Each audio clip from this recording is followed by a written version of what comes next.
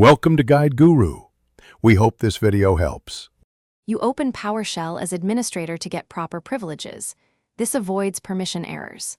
First, run get package or get apps package to list the app names, or use get WMI object class win32 product if you need MSI details. Once you see the exact name, package full name, or the product code GUID, copy it.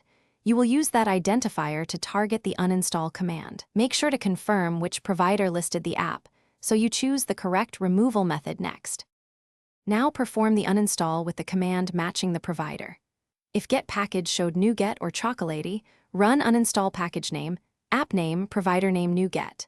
For UWP apps, run remove apps package with the package full name you copied.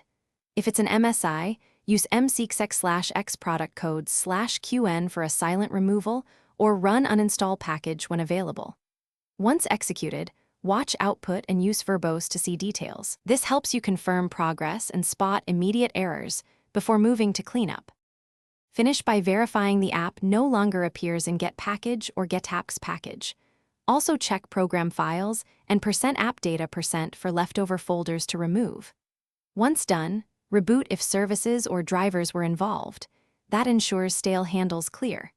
If the uninstall fails, try running the vendor installer to repair, then uninstall, or boot to safe mode and retry mseeksex/x product code. Make sure to run commands elevated and use logs or verbose to capture error details for further diagnosis. Thanks for watching. Consider subscribing if we helped you today.